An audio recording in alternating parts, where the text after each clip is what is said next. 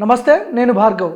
నాగర్ కర్నూలులోని కుమ్మర గ్రామంలో జరిగినటువంటి సంఘటన తెలంగాణలో ఉన్న బీసీ సమాజాన్ని అందరిని కూడా తట్టిలేపింది. ప్రతి ఒక్కరూ ఆ 2 నెలల పాపకి మద్దతు ఇస్తున్నారు. బాధితులకు న్యాయం జరిగిందా అంటే న్యాయం జరగలేదు. ఒకవైపు పోలీసు వాళ్ళు చెప్తున్నారు ఎఫ్ఐఆర్లు అయినాయి అని చెప్పినప్పటికీ కూడా ఇప్పటివరకు బాధిత కుటుంబానికి న్యాయం జరగలేదు. బీసీ సంఘాలు, ప్రజా సంఘాలు, ఈ పార్టీలన్నీ కూడా ఆ కుటుంబానికి మద్దతు ఇస్తున్నాయి. ముఖ్యమంత్రికి సంబంధించిన దూరపు చుట్టాలని చెప్పి సోషల్ మీడియాలో ప్రచారం జరుగుతుంది. న్యాయం జరుగుతుందా లేదా ఒకసారి డిస్కస్ చేద్దాం. నాతో పాటు తెలంగాణ రాజ్యాధికారి పార్టీ తీన్మార్ మల్లన్న షాడో వట్టే జానయ్య యాదవ్ ఉన్నారు నాతో పాటు. మాట్లాడదాం. నమస్తే జానన్న. నమస్తే బ్రదర్. ఎట్లున్నారు? ఫైన్. బాగా ఫైట్ చేస్తున్నట్టుంది ఈ బీసీ ఈ సోషల్ అవేర్నెస్కి సంబంధించిన బీసీ సమస్య ఎక్కడున్నా కూడా మీరు అక్కడికి వెళ్తున్నారు. కుమ్మర గ్రామానికి కూడా వెళ్ళిర్రు మీరు.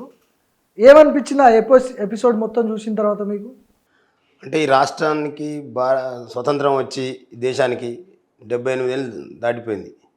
నేటికి ఆ దొరల యొక్క అహంకారం, వాళ్ళ యొక్క అఘాయిత్యాలు, వాళ్ళ యొక్క ఆగడాలు ఈ స్థాయిలో ఇంకా కూడా ఉన్నాయంటే నిజంగా ఈ రాష్ట్రంలో ఉండబడినటువంటి బీసీ, ఎస్సీ, ఎస్టీ, మైనారిటీ ప్రజలు సిగ్గుతోనే తలదించుకోవాల్సినటువంటి పరిస్థితులు కనపడతా ఉన్నాయి.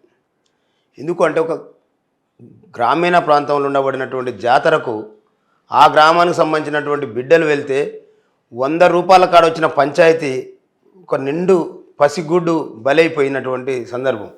అంటే ఏమాత్రం ఈ వర్గాల మీద వాళ్ళకు ఏ రకమైనటువంటి ద్వేషం ఉందో అర్థమవుతూ ఉంది. అంటే ఇప్పటికైనా ఈ రాష్ట్రంలో ఉండబడినటువంటి బీసీ, ఎస్సీ, ఎస్టీ, మైనారిటీ వర్గాలు ఆలోచించాలి.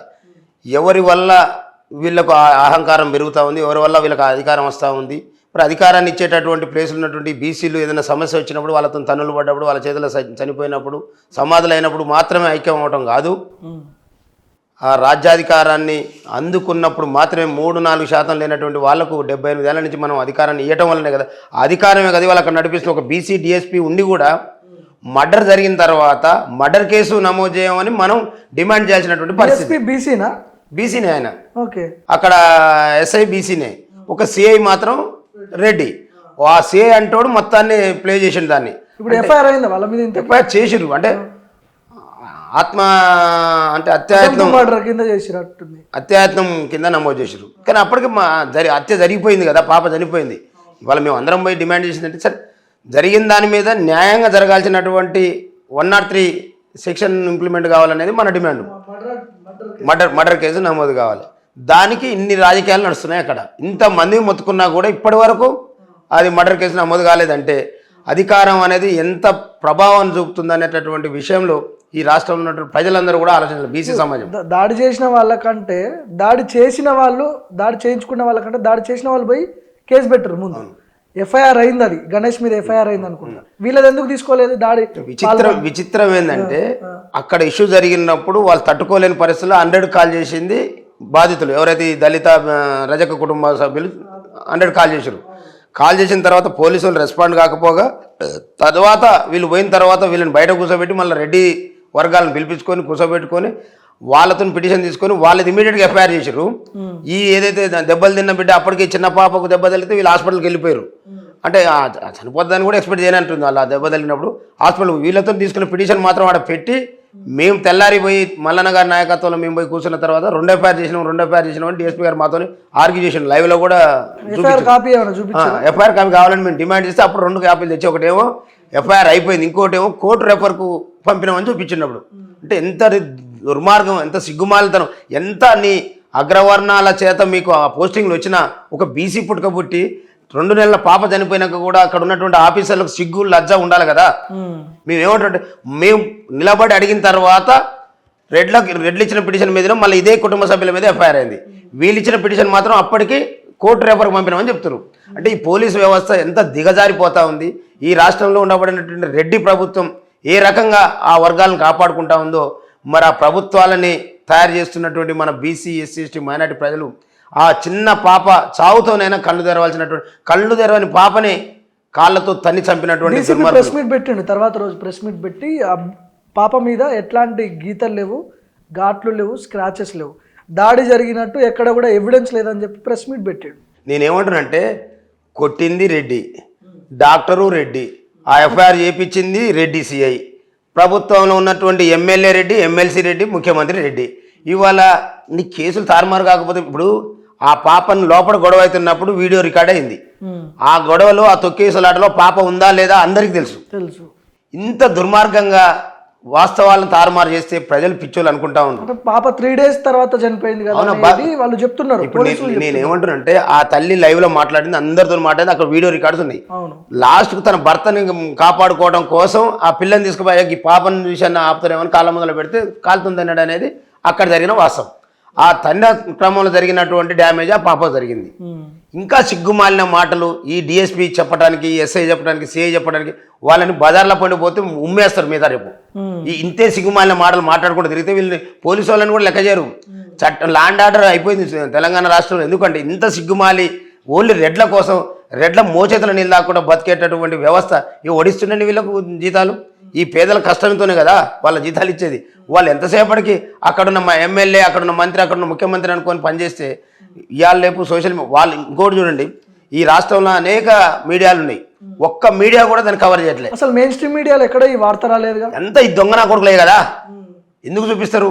ఈ పేద వర్గాల కోసం వాళ్ళకి ఏం అవసరం?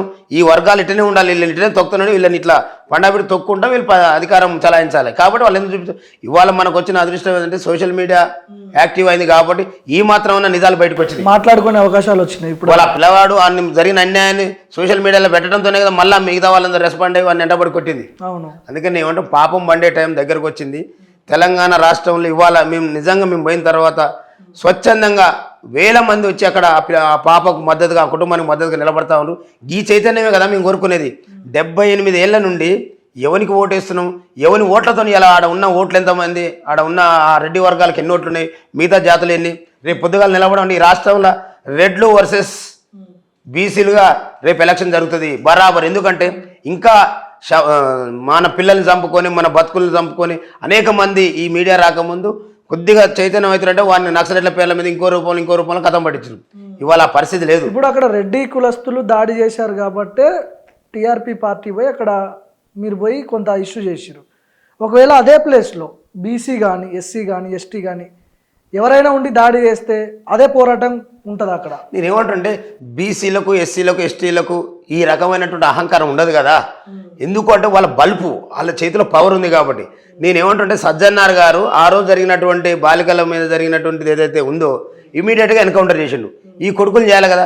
ఏ అపంశుభం తెలని 2 నెలల పాప వాళ్ళ కాళ్ళకు బలైపోతే కనీసం ప్రభుత్వం నుంచి రెస్పాన్స్ లేదండి. ప్రభుత్వంలో ఉన్న బీసీ మంత్రులు ఏం చేస్తారు, ఎమ్మెల్యేలు ఏం చేస్తారు, ఎవరిని గడ్డిపిక్తా అనుకున్నాడా? కాంగ్రెస్ నుంచి కూడా ఎవరు రెస్పాండ్ అవ్వలేదు. అదే నేను అంటారు. అంటే వీళ్ళకు గతంలో కాంగ్రెస్ పార్టీకి ఏ రకమైన గట్టి పట్టిందో తెలంగాణ ఉద్యమంలో కలిసి రాకపోతే వాళ్ళు బొంద పెట్టారు కదా. ఈ బీసీ ఉద్యమంలో కూడా ఈ కాంగ్రెస్లు బలైపోతారు.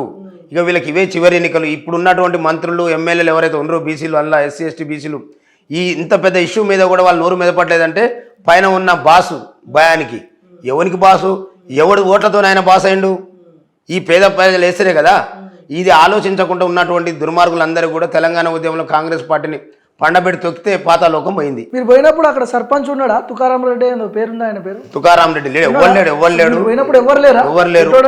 ఇళ్ళకి తాళాలు వేసుకుని పోయారు. డిఎస్పీ గారు ఏమంటే ఎవరు దొరకలేదంటే మేము పోయినాం, మేమైనా దొరకపడదామని పోయినాం. ఆ పాప సమాధి కాడికి పోయి నివాళులు అర్పించిన తర్వాత పోతే ఒక్కళ్ళేడు ఇళ్ళకి తాళాలు వేసుకుని పోయారు.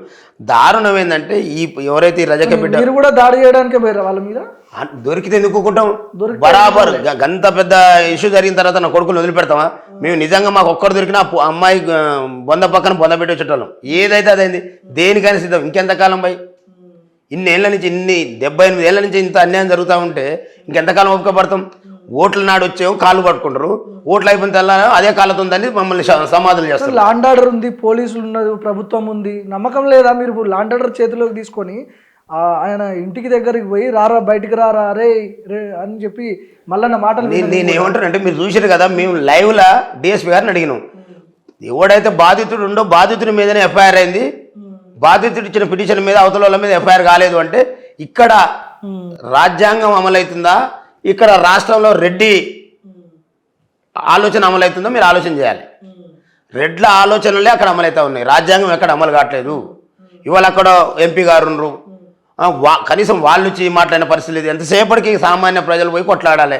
ఇన్ని రోజులు అవుతున్నప్పుడు ఇప్పటికి కూడా ఇంకా మర్డర్ కేసు దాంట్లో యాడ్ చేయలేదు. ఎంత ధైర్యం ఉంటుంది? రాష్ట్రం అంతా ఉడుకుతా ఉంది ఇంత దుశ్చర్య మీద. అయినప్పటికీ కూడా ఈ ప్రభుత్వం స్పందించలేదు. ఈ ప్రభుత్వంలో ఉండబడినటువంటి మీ చేతుల్లోకి తీసుకోవచ్చా అంటున్నా నేనేమంటుంటే దాని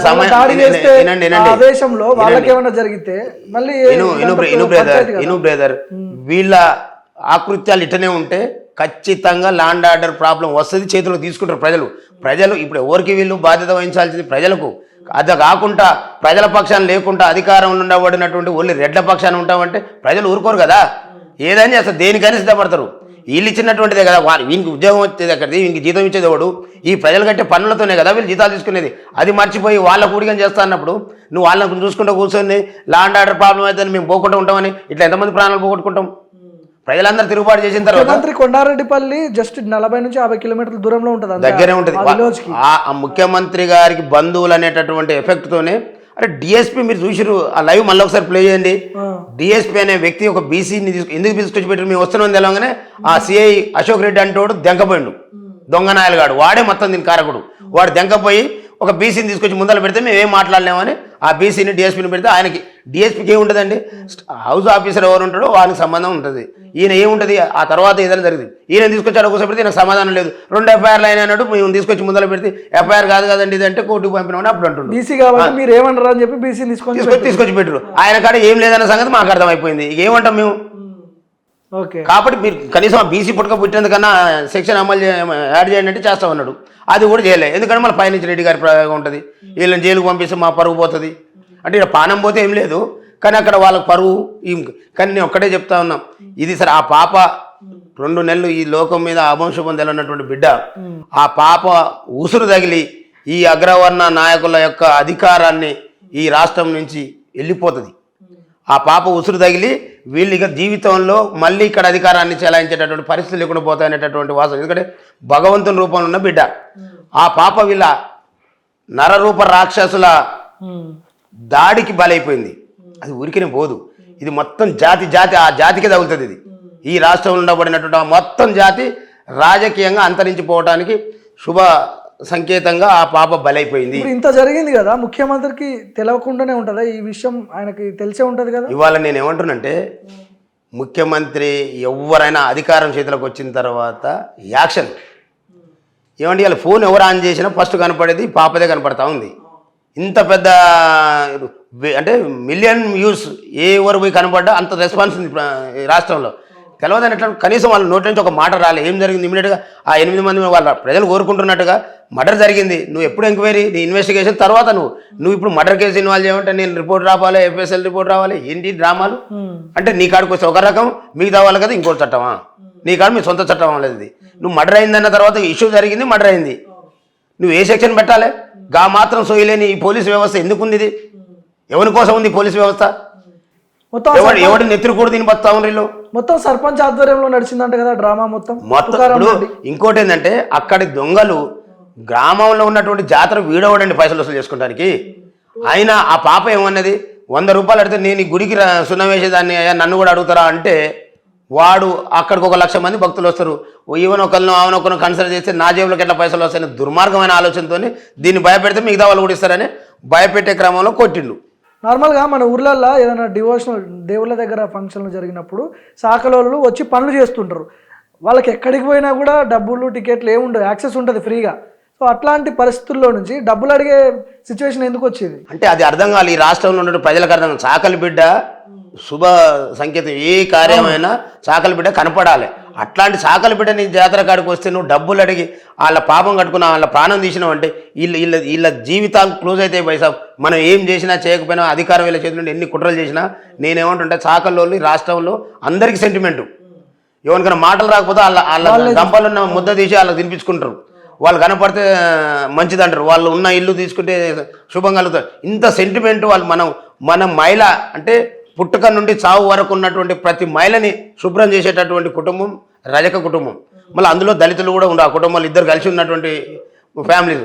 అట్లాంటి వాళ్ళని అరిష్టం తగిలి ఈ రాష్ట్రంలో ఉండబడినటువంటి ప్రభుత్వం ఆ అగ్రవర్ణాలు తూడ్చి పెట్టకపోతే అనేటటువంటి వాస్తవాన్ని నేను మీ మీడియా సాక్షి చెప్తా ఉన్నా. మీరు చూడండి, ఎవరు మేము ఏం చేయాల్సిన అవసరం ఏ విధంగా న్యాయం జరగాలి? ఎఫ్ఐఆర్ అయిందని చెప్పి పోలీసు వాళ్ళు చెప్తున్నారు. న్యాయం ఇంకోటి ఏంటంటే ఎస్సీ ఎస్టీ అట్రాసిటీ అందులో ఉన్న తర్వాత ఆ కుటుంబానికి దాన సంస్కారాలకు ఇమీడియట్ గా 1 లక్ష రూపాయలు ఇవ్వాలి. వాళ్ళకి అనేక రకాల చట్టంలో ఉన్నటువంటి కనీసం ఏ ఒక్కటి కూడా ఇంప్లిమెంట్ చేయట్లేదు. ఇంకేం చేస్తారు అంతా మీరు చెప్పినట్టు ఆడ సర్పంచ్ రెడ్డి, సిఐ రెడ్డి, మొత్తం ముఖ్యమంత్రి సామాజిక వర్గం ఉంది. అందుకని నేనేమంటున్నా అంటే ఇవాళ వాళ్ళ పతనం మొదలైంది. 2 సంవత్సరాలు కూడా నిండక ముందు వాళ్ళు ఇచ్చిన హామీలు పోయిన అన్ని పోయిన పోంగా ఈ జాతుల ప్రాణాలను కూడా వాళ్ళు ఇంత ఈజీగా తీసేయటం అంటే ఒక మారుమూల గ్రామంలో ఇంత పెద్ద ఎత్తున వాళ్ళ యొక్క కుట్రలు జరుగుతూ ఉన్నాయంటే ఇది వాళ్ళ నాశనకాలానికి వచ్చింది. ఈ రాష్ట్రంలో తెలంగాణ రాష్ట్రంలో తెలంగాణ పోరాటం జరుగుతున్నప్పుడు ఏదైతే జరిగిందో కాంగ్రెస్ వాళ్ళ వైఖరి ఇవాళ సేమ్ ఉంది. ఈ కాంగ్రెస్ పార్టీ ఈ రాష్ట్రం నుంచి కొట్టుకుపోవడం ఖాయం. అంతేకాకుండా ఈ అగ్రవర్ణాల పార్టీలు కూడా ఈ రాష్ట్రం నుంచి ఊడ్చిపెట్టకపోతాయి. మీ పార్టీ నుంచి ఆర్థిక సహాయం చేసిరా కుటుంబానికి? బహుజనులందరం ఐక్యమైన అనడానికి నిదర్శనమే నిన్న జరిగిన 2 నెలల పసిగుడ్డుకు ఎంత పెద్ద ఎత్తున మద్దతు జరుగుతూ ఉందంటే చేసినాం. బరాబర్ పోయినాం. మేము 2 లక్షల రూపాయలు మా పార్టీ నుంచి ప్రకటించినాం. 2 లక్షలే కాదు, వాడు ఇందిరమ్మ ఇల్లు పెడితే కూడా ఇల్లు బిల్లు రాకుండా అడ్డుపడ్డాడట. ఆ కలెక్టర్ గారితో మాట్లాడతాం, ఆ ఇల్లు కంప్లీట్ చేపిస్తాం. ఇంకా అందరి నుండి అనేక రకాలుగా ఆ బిడ్డ ఇంటికి పోతే నిజంగా సర్పంచ్ కానీ ఇంటెనకనే ఉంటుంది. సర్పంచ్ గాడే మేడలు ఉంటాడు, ఈ బిడ్డ ఏమో చుట్టూ తడకలు కట్టుకొని పైన రేకులు వేసుకొని ఉంటుంది. కనీసం ఆ గుడిసెని చూసైనా కట్టసి ఉండాలి. వాడు 100 రూపాయలు అడిగినప్పుడు లేవని పోబిడ్డ అని చెప్పాలి. ఎందుకంటే నిత్యం వాడు వెనక్కి తిరిగితే ఆ నీళ్ళే ఇంటెన్షనల్గా చేసినట్టు అనిపిస్తుంది. 100కు 100 అంటే మేమేం చెప్తే గదే. అంటే అక్కడ వచ్చిన లక్షల మంది కాడ 1,00,000 ఇంటూ 100 రూపాయలు చొప్పున వసూలు చేసుకుంటే ఎన్ని లక్షలు అయితే చూడండి. ఆ డబ్బులే కనపడుతున్నాయి. కానీ అక్కడ పేద వర్గాలు 100 రూపాయలు ఇవ్వలేనని వాడు చెప్తాడా? నిజంగా ఆ స్తోమత ఉంటే ఎందుకు అడిగిండు కదా దేవునికి అడిగిపోతున్నాం కానీ చెల్లిపోతారు. కానీ ఆ 100 రూపాయలు కూడా ఇవ్వలేనటువంటి నిజమైన కుటుంబం అది. 100 రూపాయలు కూడా ఇచ్చి దేవుని చూడలేనటువంటి కుటుంబం. కానీ అట్లాంటి కుటుంబాన్ని ఇంత చండాలంగా, ఇంత నీచంగా, ఇంత నికృష్టంగా ఇట్లాంటి దుర్మార్గమైనటువంటి చర్యల్ని ఈ రాష్ట్ర ప్రభుత్వం ఖండించకపోవడం, వాళ్ళని ఇప్పటికి కూడా ఆ మర్డర్ కేసు పెట్టి జైల్లోకి పంపకపోవడం ఈ ప్రభుత్వ వైఫల్యానికి నిదర్శనం. 100% ఈ ప్రభుత్వాన్ని ఇక్కడున్న ప్రజలందరూ ఇప్పటి వరకు ఒక రకంగా జరిగింది, ఇప్పుడు ఇంకో రకంగా జరుగుతోంది. ఇక్కడున్న బీసీ, ఎస్సీ, ఎస్టీ మైనార్టీల యొక్క ఐక్యత ఇవాళ కనపడుతుంది. ఇప్పుడు ఈ కుటుంబానికి న్యాయం జరగాలంటే ఏం చేయాలి? ప్రభుత్వం నుంచి మీరు మీ పార్టీ నుంచి ఏం డిమాండ్ చేస్తారు? ఎట్లా న్యాయం జరగాలి? ఈ ప్రభుత్వం మేము ఆల్రెడీ చెప్పినాం, ₹1 కోటి ఎక్స్గ్రేషియా ఇవ్వాల్సిందే. వాళ్ళకు చట్టపరంగా మర్డర్ కేసు పెట్టాల్సిందే. ఆ పాపకు ఆ కుటుంబానికి సంబంధించినటువంటి ఇల్లుకు సంబంధించిన కాబట్టి ఇంకా ఏ రకమైనటువంటి అవకాశాలను అన్నీ చేయాల్సిందే. ఇంకోటి ఎస్సీ ఎస్టీ అట్రాసిటీ కేసు ద్వారా జరగాల్సినటువంటి బెనిఫిట్ జరగాల్సిందే. మేమందరం కలిసి ఆ బిడ్డని మా వైపు నుంచి చేసే ప్రయత్నాలు మేము చేస్తున్నాం. మా సపోర్ట్ మాకు ఉంటుంది. ప్రభుత్వం వైపు నుంచి చేయాల్సినవి మాత్రం బరాబర్ చేయాలి. చెయ్యకపోతే ఈ ప్రభుత్వాలు మూల్యం చెల్లించుకుంటాయి. ఓకే. ఇవాళ ఇంకోటి ఏంటంటే ఒక గొప్ప విషయం ఏంటంటే రజక బిడ్డ స్థాపన ఈ ప్రభుత్వానికి అరిష్టం బై అక్కడి నుంచి మొదలైంది. ఎందుకంటే సెంటిమెంటల్ ఈ రాష్ట్రంలో బీసీలలో రజకులు అంటే ఏ కుటుంబానికైనా ఈ దొంగనాయలగాళ్లకు రేపు మేము సహాయ నిరాకరణ మొదలు పెడితే వీళ్ళు పిచ్చోళ్ళు లెక్క తిరగాలి. ఓకే. కాబట్టి ఇప్పటికని రాష్ట్ర ప్రభుత్వంలో ఉన్నటువంటి మా బీసీ మంత్రులు, ఎమ్మెల్యేలు, ఎంపీలు ఏ స్థాయిలో ఉన్న వాళ్ళైనా స్పందించకపోతే మీరు కూడా ఆ అగ్రవర్ణాల లిస్టులో కొట్టకపోవడం ఖాయం. మరోమారు మిమ్మల్ని అసెంబ్లీ కాదు కదా, పార్లమెంటు కాదు కదా, మున్సిపాలిటీ వార్డులకు కూడా ఆ పార్టీతో మిమ్మల్ని పోనిచ్చేటటువంటి ప్రసక్తే ఉండదు. బరాబర్ ఇక్కడ ఉన్నటువంటి బీసీ, ఎస్సీ, ఎస్టీ మైనార్టీల అందరం ఐక్యమవుతా ఉన్నాం.